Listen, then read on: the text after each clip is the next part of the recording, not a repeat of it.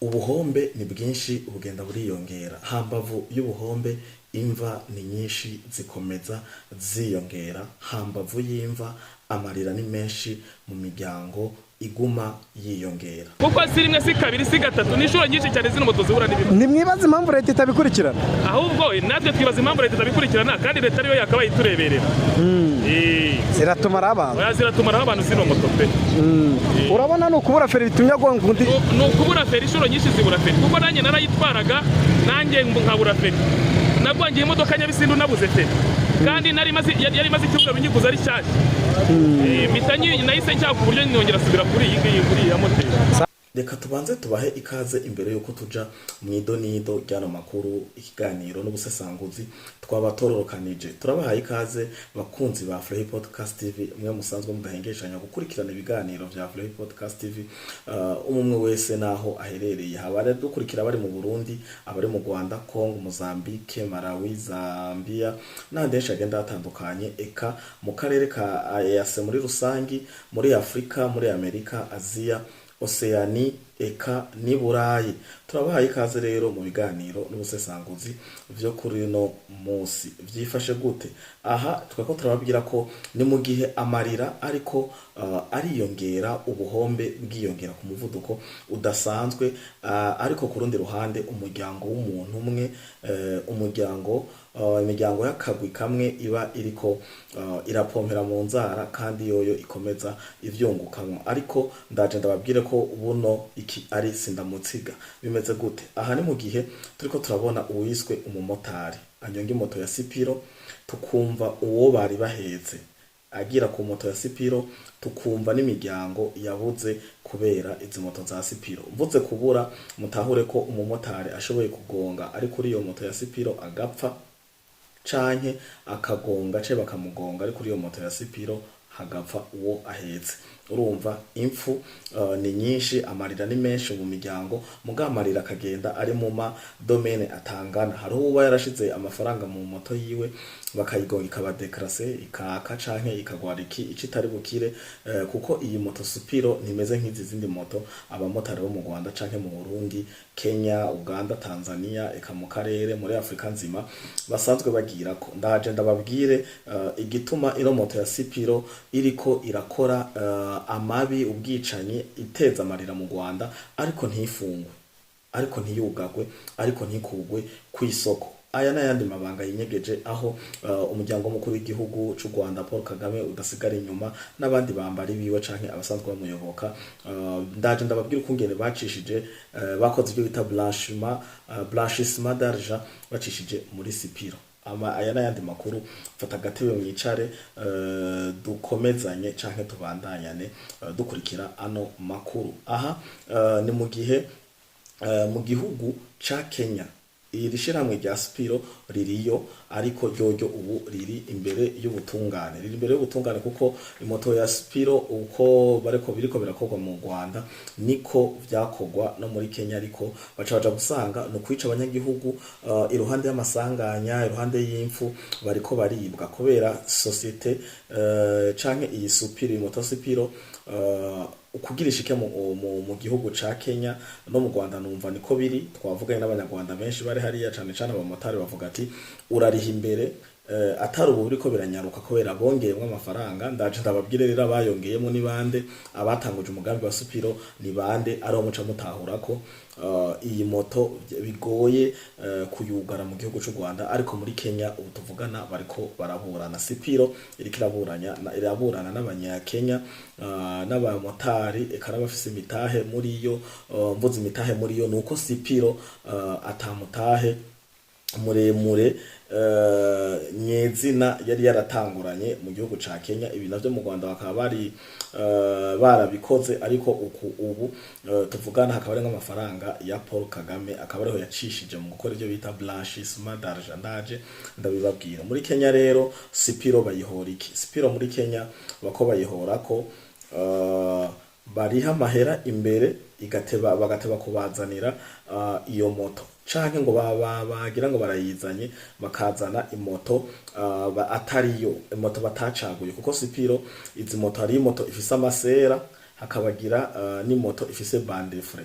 ifise ipine rifata ifire kujya kw'imodoka, hariho n'iyindi supiro ifise ipine rifata ifire nyene nk'amakinga, kuko janti rinze kujamwo amasera nk'agiye amakinga, murumva ko iyo moto iba ifise système de freinage iri archaïque. Aha rero ni mu gihe supiro zikoreshwa n'umuyagankuba. Izi moto zikoreshwa n'umuyagankuba, urasharja bateri yuzuye ukagirako, sico kimwe n'izi moto z'igitoro ziba zifise ifire yitwa tour moteur. Aha abanyonzi baranyumva canke abafundi. Rero iyi moto ifise tour moteur biroroha niyo ugiye gutakaza fire canke habaye ama blocage brisque nk'ivyo kublokera ko gufata ifire wihuta biroroha. Ariko izi moto zikoreshwa umuyagankuba za sipiro itaye ifire, ndaza ndabasigurira ne kungene ishoboye guta ifire bikagira ingaruka.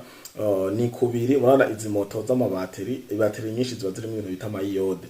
Imoto nayo imaze umwanya munini kuzuba, irashuha kurya nyene telefone zacu zishuha, musanzwe mubizi ko ibikora ibateri ya sipiro base nk'abantu bafite amapano solaire mu gihugu cy'u Burundi cyangwa mu Rwanda. Tugira akarorero koroshe kugira mu bitahure, pano solaire zafise ubwa bateri bwa Sunda canke izindi bateri bavuga ngo ni poudre.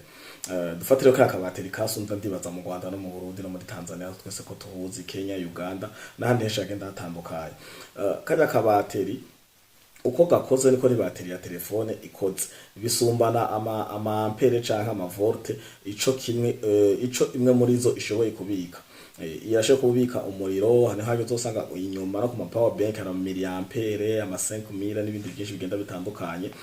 Burya abari ubushobozi bwo gushobora kubika umuriro mwinshi, no uzosanga power bank bateri ishoboye gusharja, ushoboye kwivugiriza ki radio, isabufa, televiziyo, nyihera umuriro n'ingoga. Mugabo ka kandi gato ka telefone nto kakiriza ko ikindi kintu kinini ya kuko uko kaba kangana no ubushobozi baba baragahaye buba bumeze uko nyene. Rero mu gihe bateri igumye ku mwanya munini ku zuba iravyimba, nka kugi bateri ya telefone uyisharja uyikoresheje igisharger kitari cyo, harimo ibintu by'udusirikwi tutameze neza, ibateri iravyimba izikagera naho zisambuka. Ni hamwe muhora mwumva ngo amatelefone ngo arasambuka akica abantu, iba yashushe cyane. Iyo telefone ishushe ngire ko ndabahanura depoza mushire hasi. Rero izi moto za sipiro zirageraho zitafire, kuko nta yindi systeme zifise, nta bande fre canke ngo tour moteur fire ya moteri zifise, bica birangira uyibuze nimburi kuramandagara ugatembagara urondera ico witako kugira urabe ko imoto basi yokononekara, ama wewe ukarokora ubuzima. Ati rero vyagenze gute? Mwene Spiro no muhindi bacumva Spiro canke bakibona kungene zigwiriye zikoze mu buryo butameze ukuntu, kenshi bakunda guca kufata n'ivyo abashinwa no mu Rwanda niko bariko baravuga. Benshi bavuga ati izi moto ngo bagiye kuziyora mu Bushinwa kuna kuriya, ariko na Rwanda babwiye ko Spiro si Shinwa, Spiro ni moto y'abahindi. Mweneyo n'umujene y'umu engineer yatangiye kuzikora, afise izina ryitwa Kaushik Barman. Kaushik Balman canke Bullman, Kaushik Bullman canke Balman n'umuhindi. Uyu nawe kugira izi moto rero aho benshi bakavuga ati none izi moto bimeze gute ko zitako zirakugwa ku isoko, bimeze gute ko mengo ama leta ntiyumva amarira yazo. Ariko ndaje ndababwire ko batevye, barumva ko birenze. Baraza umushikiranganje jejwe ku vy'urudandaza mu Rwanda acatanga itangazo ryo ko Supiro bazihaye indwi zibiri bazoye batoreye umuti canke bafashe yindi ngingo, ariko gukura ku isoko ntaco yavuze. Mbere ngende ndababwiye ko byanagize na deba niniya mu Rwanda zimaze n'imisi, mwarabonye no kumbuga ngurukana bumenyi igihe byarako biraca kumbuga ngurukana bumenyi nka ziga za Baskovia n'ibiki. Sinavyitayeho cane, ariko nabonye amarira yasubiye ko bari menshi gushika naho mbere ndababwiza ukuri wa mu Rwanda barinduka baramaze kugira greve abamotari, kuko amajambo ariko aravugwa mu kimotari mu bamotari ni menshi cane, bagire kuzizimbuka ko bagire kuzironka zitevye. Ndababwire ko no mu muji wa Kigali atayindi moto bariko baraha dokima. Ibi vyose ndaje ndabibumvishe, ndabashiremo utu video tw'abamotari twaba abo baserukira Sipiro b'abanyarwanda bakora muri Sipiro, navuga ko ari za management n'ibindi vyinshi. Ariko mwene yo mu CEO yitwa Kaushik Barman ni umuhindi. Uyu kandi akaba ari we CEO hose, ni CEO mu Rwanda, CEO muri Kenya, eka ni CEO isi nzima. Aha rero iyi Spiro kugira itangure ikore mu Rwanda yakoze amasezerano hamwe na bank yitwa Aflexime Bank. Aflexime Bank niyo yagize amasezerano na Spiro. Iyi Spiro baca bayiha ideni rya 50 millions de dollars kugira itangure gukora. Umutahe novuga ati wa Spiro munini mu Rwanda no wa Kagame, kuko niko biriko biravugwa. Benshi bavuga ngo no wa leta y'u Rwanda, ariko benshi bavuga ati ko ari amahera ya Paul Kagame n'abamukikuje basanga iyo deal bashatse kubrashisa, vyitwe ko ari umutahe uriyo ariko basohoye amahera yabo atazwi. Rero aha umumva ko CEO wayo ari umuhindi, isosiyete nayo urumva ko ari y'umuhindi. Ibi birangira bigenze uko biba vyateguwe. Muca muvyumva ko iyo nk'umuntu aje gushinga ikintu, je nabuze amahera aho ndayasohorera, tugaca tubayamuha bacishije muri banki, systeme yo kuvuga ko bamuhaye basinya amasezerano bamuguranye imiliyoni 50 z'amadolari. Murumva ayo mahera yasize muri exchange na mahera menshi cyane, utoharura vyoroshe. Miliyoni 50 z'amadolari na mahera menshi cyane. Ayo akaba ariyo banki yitwa Aflexime Bank yahaye uyu mugabo Kaushik Borman, uyu muhindi wa Spiro, kugira atangure asetoringe ino business y'amamoto y'umuyaga nkuba, moto rechargeable mu gihugu cy'u Rwanda. Nikigaragaza cyane ko birimo abayobozi babo b'igihugu, uhereye ku mukuru w'igihugu, nuko izi moto ngo arizo zihabwa dokima zonyene. Ubu baratanze itegeko ko uzanye za Kayuki, za 75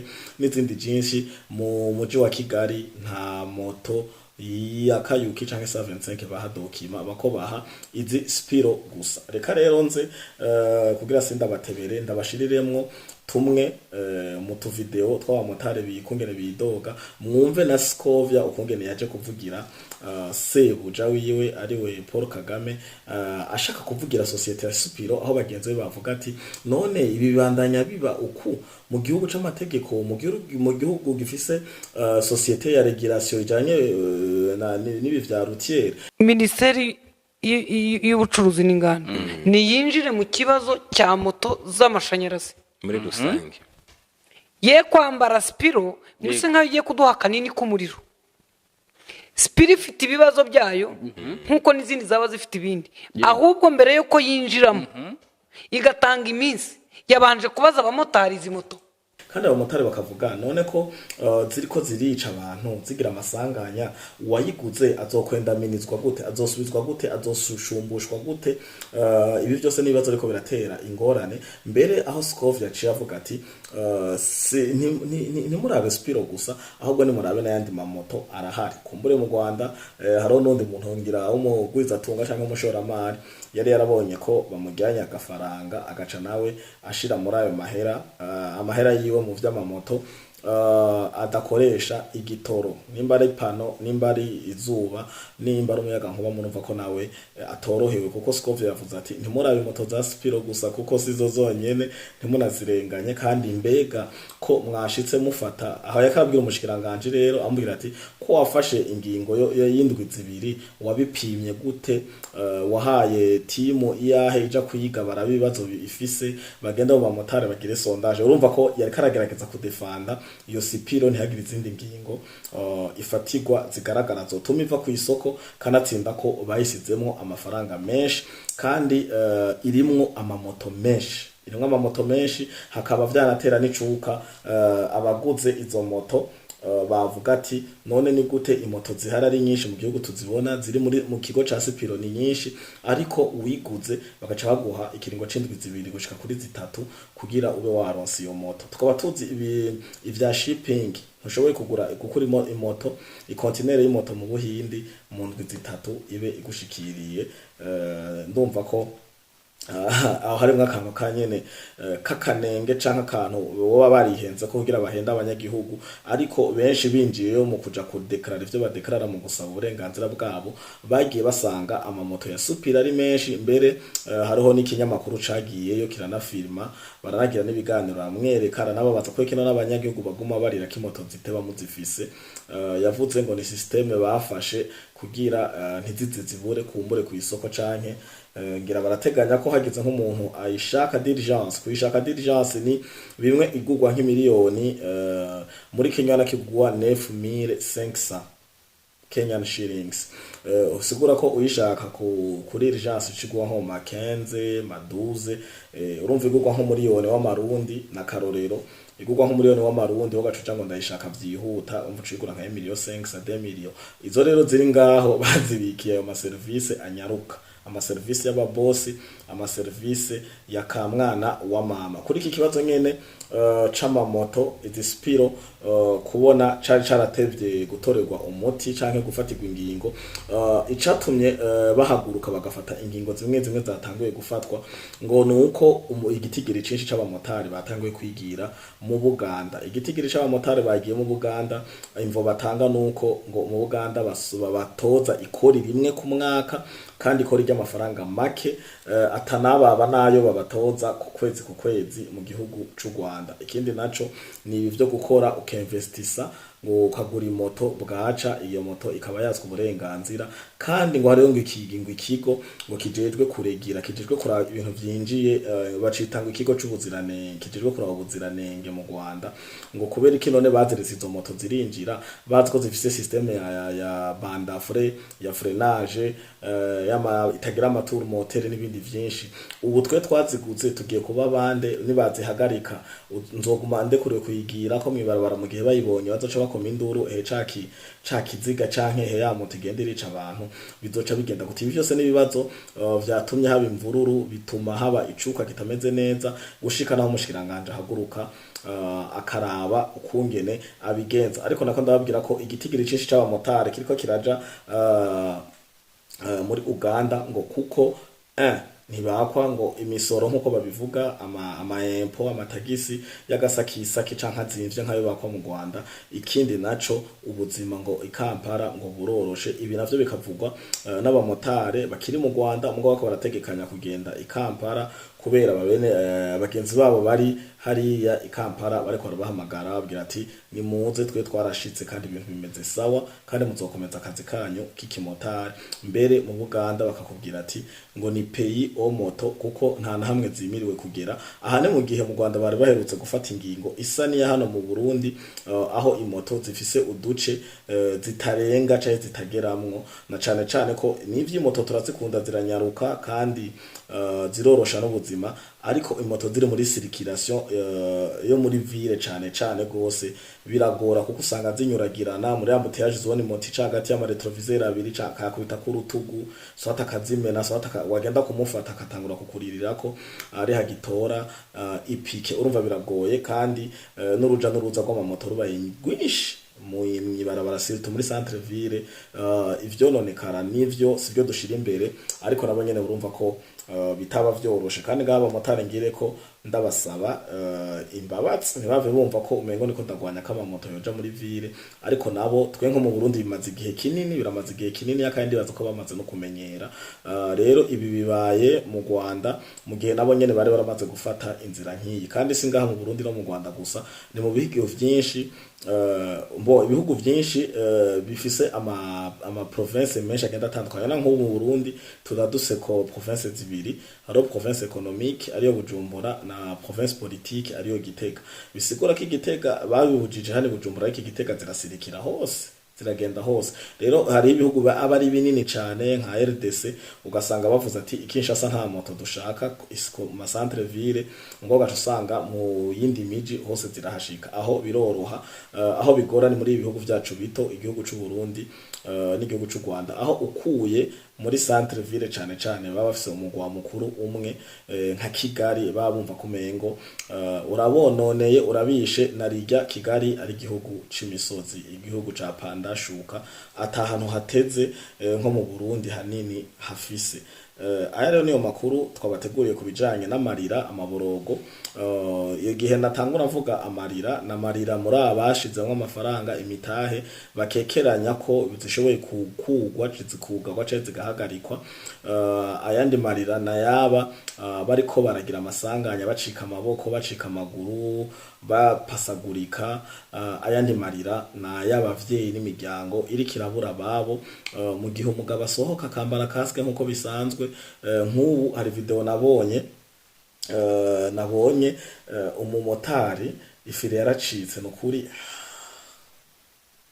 ifire yaracitse acaragwanagwana agiye kwigwanira yarahetse umuntu aca kwita ku kabordire kareka impande y'ibarabara aca arahengama uga mu shoferi nawe kuko cari gitrera mwene ibi vya brasserie bitwara amakazi y'inzoga kuko cari naco nyene ca Bralirwa yo mu Rwanda.